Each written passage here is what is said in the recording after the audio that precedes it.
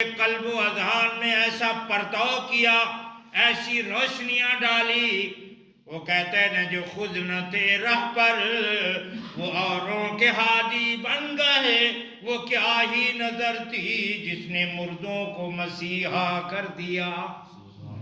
اللہ نے فرمایا آپ رشد و ہدایت کے چمکتے سراج ہیں، چمکتے سورج ہیں۔ اور حضور صلی اللہ علیہ وسلم نے صحابہ کو فرمایا اصحابی کالنجوم، میرے صحابہ رشد و ہدایت کے ستارے ہیں۔ فَبِأَيِّ مُقْتَدَيْتُمْ اِحْتَدَيْتُمْ، جس صحابی کے پیچھے بھی جاؤ گے تم راہ پا جاؤ گے۔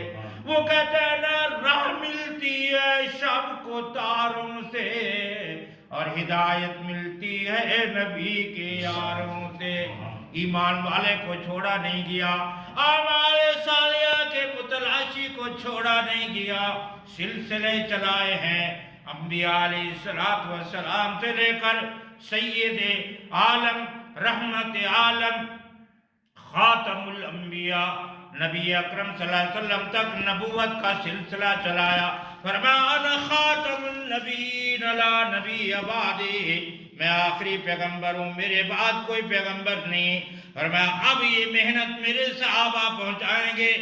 میں نے پوچھا مدینہ میں جو وہاں کے بزرگ حضرات ہیں، علماء و مشائخ ہیں، وہ کہتے ہیں جنت البقیع میں صرف 10,000 صحابہ محو خواب ہیں، یہاں پر صرف 10,000 صحابہ کے نفوس مقدسہ ہیں، باقی ہستیاں کہاں گئی؟ وہ ستاروں کی طرح پوری دنیا میں پھیل گئی۔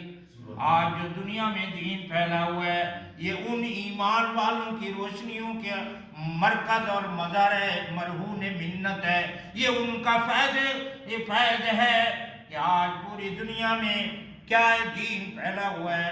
اللہ کا قرآن کہتا ہے وَالَّذِي أَرْسَلَ رَسُولَهُ بِالْهُدَىٰ وَدِينِ الْحَقِّ لِيُظْهِرَهُ عَلَى الدِّينِ كُلِّهِ، اے محمد صلی اللہ علیہ وسلم جو دین ہم نے آپ کو دے کر بھیجا، یہ دین یہ اسلام تمام ادیان پر غالب آ کے رہے گا۔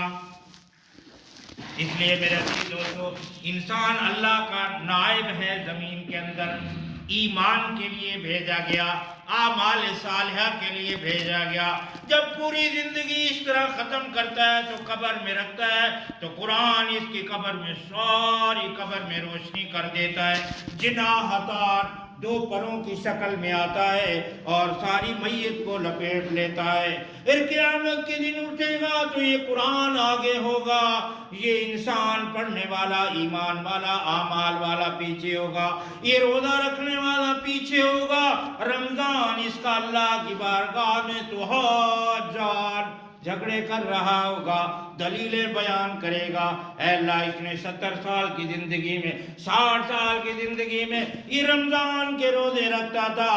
آپ صلی اللہ علیہ وسلم نے فرمایا ایک روزے کی شان یہ ہے کہ اگر کسی بالفرض اگر کسی انسان کو اول دن دنیا جب سے بنی زندگی ملے، آخر دن یعنی قیامت تک کے آخری دن تک اس کو زندگی ملے، اور وہ رمضان کے ایک روزے کا ثواب اکٹھا کرنا چاہے تو پورا زمانہ روزے رکھنے سے بھی ایک رمضان کے روزے کا ثواب اکٹھا نہیں کر سکتا۔